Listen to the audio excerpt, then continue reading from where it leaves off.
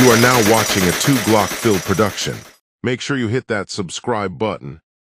All right, well, I appreciate everyone for tuning in. This is Philip, aka 2 Glock Phil. I'm here with a very special person to me and a very special person in general, my friend Amadeo.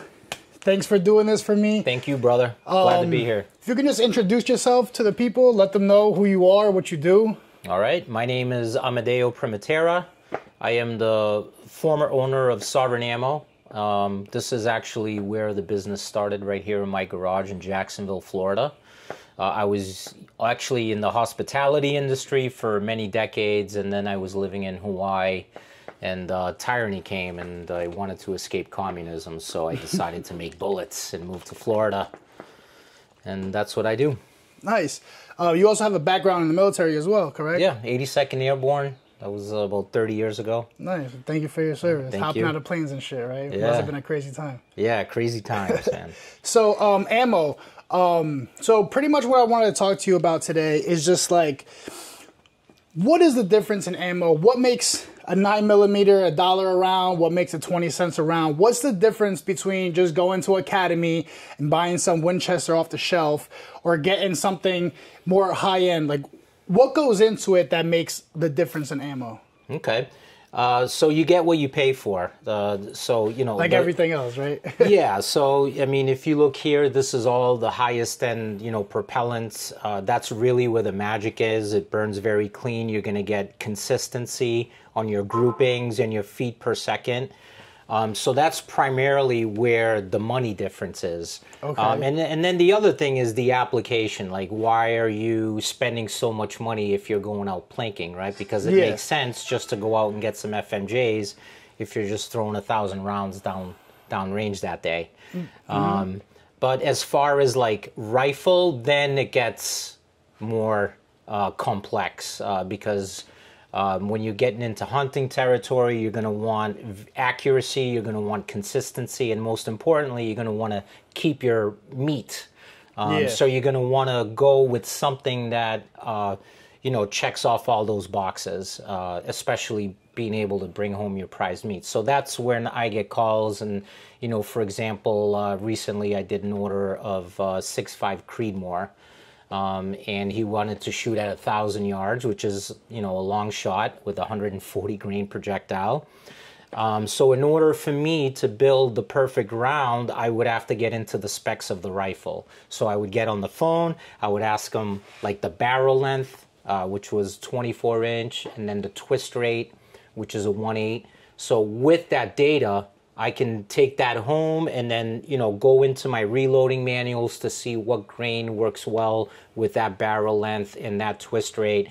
And then I start developing that round for that rifle specifically. So it gets that deep into it. It gets that deep, and it makes all that better difference. And that's Okay. basically where the difference between your factory commercial mass-produced ammo that you go into Academy and you buy a box off the shelf, opposed to something that every component is meticulously chosen for that particular round and that particular rifle. Okay, so like if you have higher end components like better primers, better powders, do you have more reliability in the ammo? 100%. 100%. And we've seen a lot of this in the past 5 years. After COVID, what did we see? We saw a lot of these foreign companies come in and saturate our market. And that's when we started to see a lot of like squibs and misfires. And the ammo behaves differently because a lot of that is military spec, which usually is a little spicier. And on top of that, it's usually rejected somewhere. Right? Okay, yeah. It got rejected somewhere and it ended up here somehow. So be careful what you're buying. You know, I would stay away from anything like mil-spec or anything like that you're not familiar with. Like, if you're familiar with a brand, most likely it's going to be okay. All right. Damn, I never really thought about that because it makes sense because those rounds are probably made for the military of wherever they are, and they said, "Hey, this doesn't meet our specs," and then they just like, "Well, we got to do something with it," and they just ship it out here. Correct. And you're buying it. Yeah, and the propellant they're using, it's usually they'll use like the same propellant for multiple calibers, so it's a very commercialized propellant. Okay. And it's usually dirtier, so you're going to have to clean your gun more often using that type of ammo. So propellant is different depending on a pistol, rifle, caliber, all that. Absolutely. Okay. Yes. Yep. Completely different powders from pistol than the ones you use. So you're rifle. basically like a mad scientist. When it comes to this stuff. Pretty much. And it comes down to building recipes, right? Everything is put on the chronograph for testing because the math never lies. But these are some examples of all recipes that I've built and went out and tested. So before I, would sell something, like take, for example, a 5.56, and it might take me like 3-4 months to develop that batch of like 250 or 500,000 rounds. But unless I have like the propellant I want to match that projectile, I'm very picky, even in the brass, because some walls are thinner, and that can cause problems, right? Yeah, I see it. Like, and yeah, primer, because you have less space or more space inside of that shell casing. Yeah, and it's inconsistency, right? Sometimes you'll see when you go out on the range and you'll go and pick up some brass and you'll see little cracks in the brass, and that is from overpressure, and that's probably because there was a little bit of extra powder added, or for whatever reason the bullet could have been pushed in a little further than what it should have been on that cartridge overall length. So yes, there's no room for mistakes. Like, you cannot make mistakes, otherwise you're literally putting people's lives in danger. Safety is always first. Because things can definitely go wrong. And Definitely. I remember you telling me on like 300 Blackout, you have like no room for error. That's right. The 220 grain we were recently loading. So that's a 12.1 grain charge. And even going to like 12.5 could, cause the pressure to blow your gun up. So be careful where you get your 300 Blackout the from. math never lies. Absolutely. I got you. Another thing that I was even wondering sometimes is, like, let's say, I'm just buying cheap ammo at Academy just to go planking and stuff like that. And then let's say I go do a match, and then I buy match grade ammo. Do I need to like readjust my zero, recalibrate things for that ammo, or do you think it generically would kind of be the same? I think number one is the shooter himself and how proficient he is. And number two, you are going to see a difference between that match grade and that typical FMJ, primarily because most match grade projectiles are bolt tails. They're meant to travel a further distance, and basically they're not struck on the base of the bullet like an FMJ. So you're just going to get much more consistent spinning from that projectile when you do get a match grade. As far as pistol, and again, like if you're shooting 10 yards, 15, you're not going to see a difference. But when you're trying to hit 100 yards with a pistol, that's where it comes into play. Then you're going to be like, oh, well, maybe I get a softer recoil on a 124 compared to the 115 grain. And you're going to get a better rapid fire just from that alone. Because I remember one time you made subsonic ammunition from your 147 grain, and it was like awesome to shoot fast because it was just like I think it almost they were felt like 124 grain. You give me both 124 and 147, and the 147. It was funny because you can hear it hit the steel, and it made a louder sound than the 124s. But softer recoil, very soft, shooting pillows. Yeah, it was very soft recoil, and it was actually very nice for competition shooting because I was able to keep my eye on the dot the whole time because I really felt like it reduced muzzle flip and all that, especially with the guns being ported or comped. I felt like the heavier rounds made, the comp work better. Absolutely. It's almost like it was designed for that. Yeah.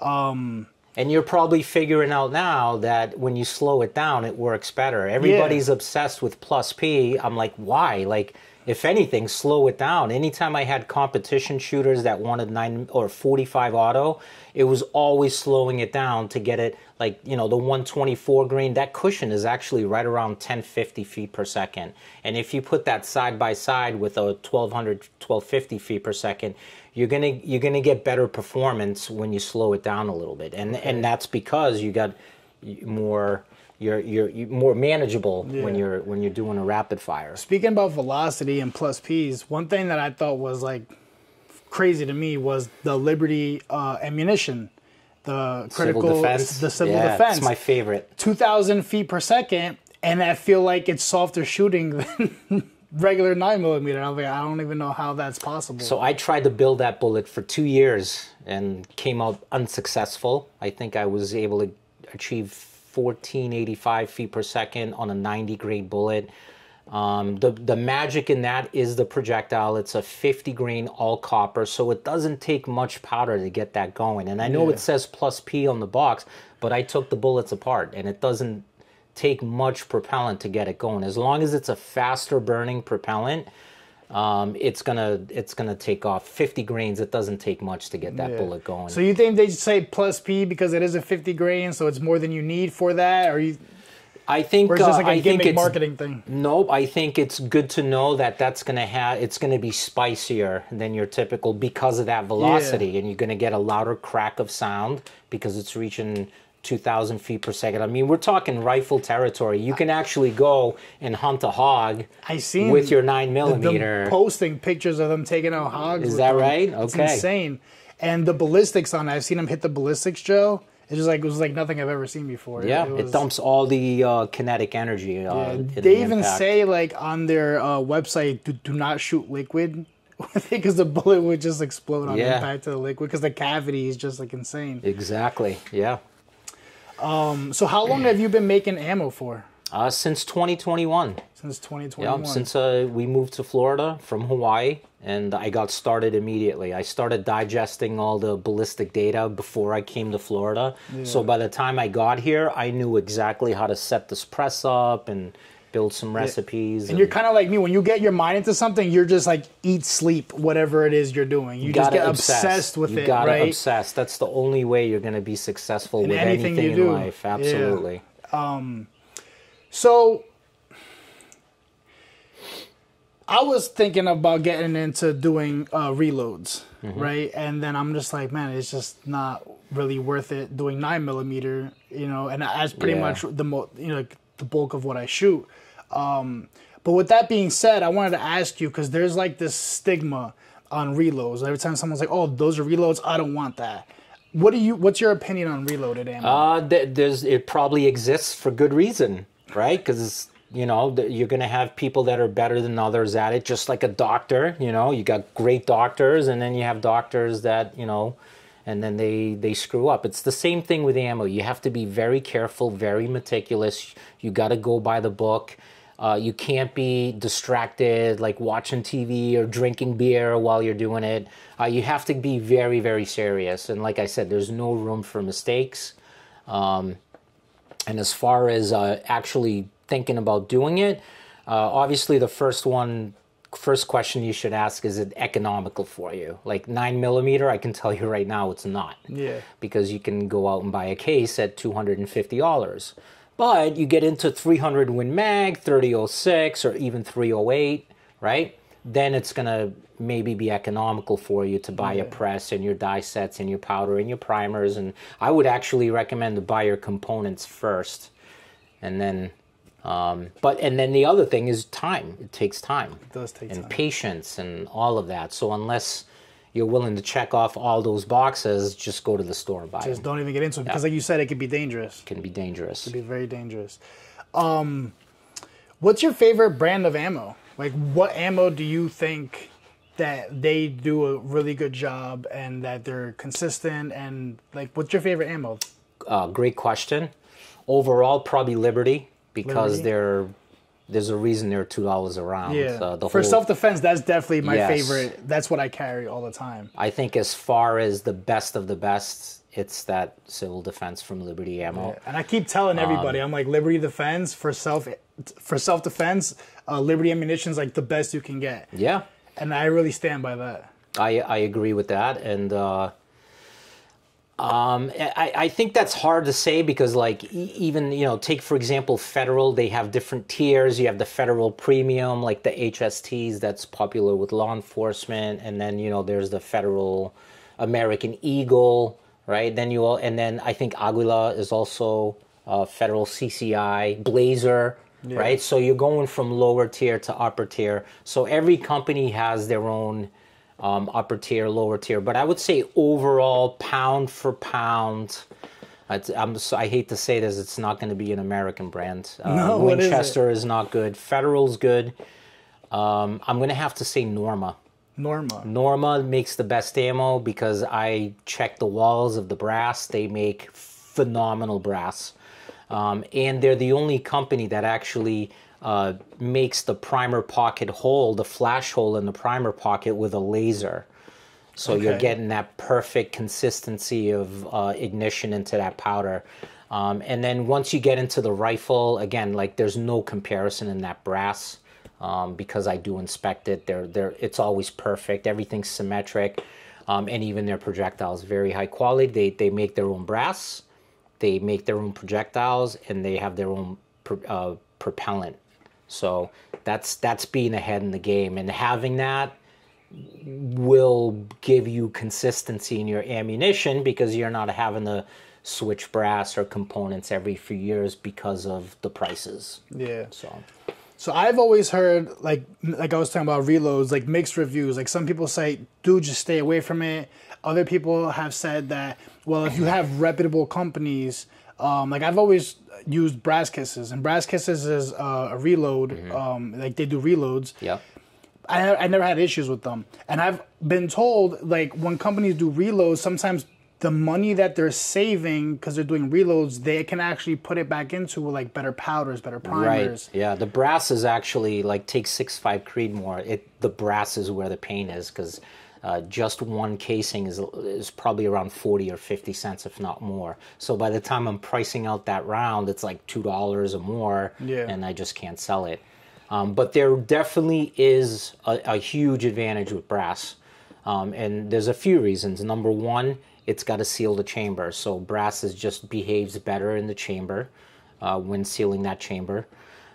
Here's my biggest one is the lacquer. So it's like a nail polish they have to put on that casing so it doesn't rust because it's made out of steel. I've seen that. You know, when you're shooting 300-400 rounds, you know, that stuff is going to like build up in your firearm. And if you have like a $3,000 AR, I'm going to recommend to spend a few extra bucks and get yourself some Don't brass. cheap out. Yeah. Don't cheap out there. Because I actually have some Russian 5.56, and it looks like it was like dipped in something. Like that's how much. Exactly. Yeah, that's what they do. They put a lacquer on it. Yep. Yeah. What's your favorite round? Great question. For pistol, it's 45 auto. I knew you were gonna say hands down. It's very versatile. I like slowing it down. I like the way it sounds on steel.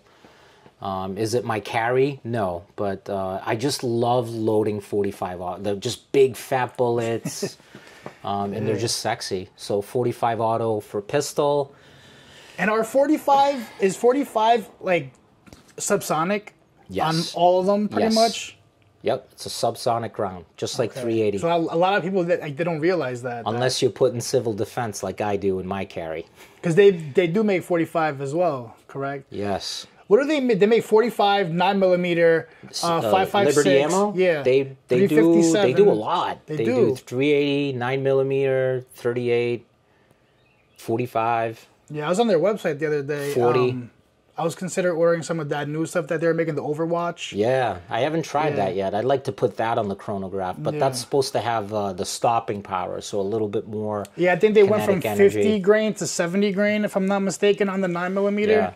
While we're on this conversation, I'd like to give a shout out to Gary Ramey, the godfather of ballistic data. He's a good man, and it's been an honor talking to him because I told you I tried to build that bullet. Yeah. And a very humble guy, and he's a good American. So I want the world to know that he's a good American. I wonder how he was able to do that. It's just like Originally, he no had government knows? contracts. That civil defense was actually for the FBI. Really? Yep, until they screwed him over, and now you know why he doesn't work with the federal government. I was actually reading up on the court case. Yes. How they were like, oh, build me this, and then he built it for them, and then they were like, it's not what we wanted, and then they were like, yo, we got to build this. Yeah. Well, he And lost try to screw millions him of over. dollars because of that, and they never gave it back to him. That's, I think, what crazy. that. I don't know. the I ends don't of it, remember, but like, yeah. don't quote me on that, but I remember reading into that, and I thought that was pretty fascinating. And then I think it was like he lost the first one, but then he won at the end. I'm not sure. I hope he did. I think he lost ultimately. Yeah. Like, there was an appeal that he lost, yeah. And another thing that me and Gary stand by is our core values. That's why Sovereign Ammo was a good fit with certain companies like Daniel Defense. We have values and sovereignty, so we put God first in everything we do, and that's what we're about. We're about supporting the good guys and law enforcement and our military. So God bless you if you're serving. Nice. Well, that was pretty much the questions that I had, because I was always wondering, what's the difference between ammo? Why is some ammo so cheap? Why is some ammo more expensive? A lot of people like to cheap out on ammo. Here's what I don't understand. I was at Century Firearms, and there was a guy buying an MP5, okay? And I had just finished that weekend an event down at a place called Waft for H&K, and they went through 18,000 of our rounds, 147 grain. It was all match grade stuff specifically for this event. And I just happened to bring in the cans to Century Firearms that day as he was buying the MP5. And here he was with a couple of cases of like cheap ammo, foreign, and the owner's like, hey, that's the guy from Sovereign Ammo. He just came back from the H&K event. He's like, you should get his ammo. And the guy's like, yeah, how much? And then, he told the price. And I think my ammo was like 5 extra cents per round, which isn't that much. Yeah, it's not. And he's like, oh, no, too expensive, right? But here I am thinking to myself, like, you're buying a Ferrari of guns. Yeah. And you're going to put the shit gas in there, right? Like, be nice to your firearms. If you're out there, like, investing in good firearms, like, I would make a choice of buying better ammo for it. Stay away from the steel. And that's definitely true, because on my Staccato XC, I remember I shot your ammo, and I got back home. I probably shot like 600 rounds that day, and the gun was dirty, but not filthy. And then one time I went to Clay County, and my boy Matt, he had reloads that someone here in Florida makes for him. That's the juice. Bro, the gun, as I'm shooting it out the compensator, was just black smoke. It looked like a diesel truck, like a freight train. Yep, dirty. When I got home, my compensator and the gun was caked.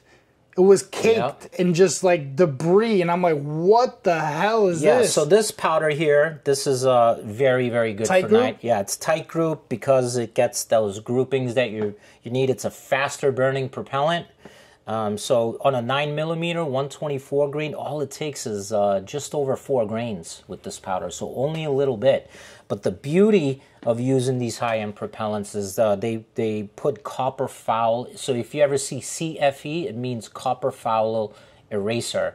So you can shoot 1,000, 2,000 rounds, and you can go home and put your finger in the chamber, and it's going to be clean. So yes, that's where your money goes if you're spending a little extra on the good stuff. It's worth it. You know what I'm trying to say? It's worth it in the long run, because it's just like, you have a nice car, why are you going to put shit gas, shit oil, there you go. And shit parts on it? Yep. You know what I'm saying?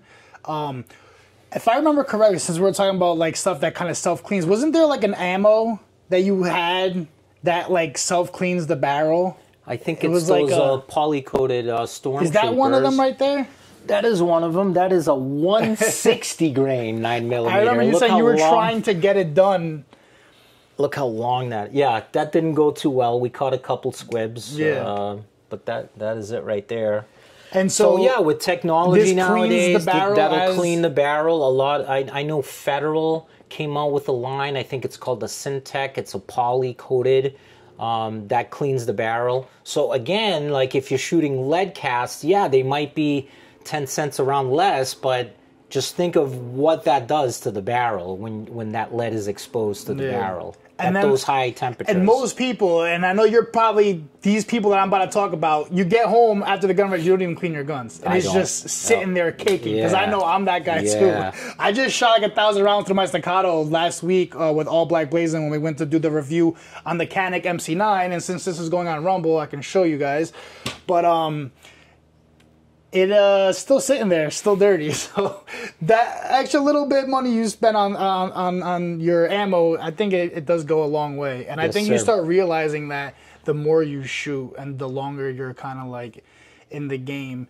Because in the beginning, I was just prices, the lowest prices. And then after a while, I'm just like, you know, a couple cents here and there ain't going to break the bank. And you see the difference in the longevity of preserving the investments that you make. And for me, it's also the nostalgia. I love this. It's very therapeutic. But that's what makes it all worth it for me, is getting all that positive feedback. Hey, I just shot your ammo compared to, you know, Federal or Hornady, and it's like, wow, like what a difference. And that's where all the extra time goes in, for me to have that edge. Yeah. And I even noted the 308 you made for me, I didn't get to shoot it past 200, but even at 200, man, it was just like hitting quarters. Told ya. You know? And you got them at half the price. Those were Hornady FMJ boat tails, so there you go. Yeah, I really like I said, ammo. It could be I got economical. To compare it to Winchester, and like it was night and day. Sweet. Yeah. Thank you very much. So definitely, like the extra money that you pay, you will get it back, whether it's an accuracy and longevity of your investments in your firearms. So, thank you. And back to that nostalgia, you know, it's one thing when I had the warehouse and I would just push a button and every hour there would be 2,000 rounds. But this is, you know, everything by hand. I have my eye on every bullet. And again, it's therapeutic. I love doing it. And, you know, getting that feedback just makes it all worth it. So thank you very much. I appreciate you sitting down with me and going through this. I know he said that, and you don't know what that is, but I'm going to do a little B-roll and just kind of show you guys a little bit of where Sovereign Ammo all started. I got an idea. Can we do a part 2? Of course. All right, we're going to do a part 2 where we're going to load some ammo. I got that. Yeah? If you guys want to see us load some ammo in real time, let us know in the comments down below, and we'll make that happen. We're getting real tight on the 30-minute mark, so I'm going to have to say we're going to wrap this up. But stay tuned. Like I said, if you want to see us load some ammo real time and break it down for you, it's actually very interesting. I love sitting here and watching him load ammo. Let us know in the comments, and we'll definitely make that happen. So once again, man, thank you so much for taking time out of your day to do this for me. I appreciate it very much, man. God bless you, and God bless America. God bless America. Later, guys.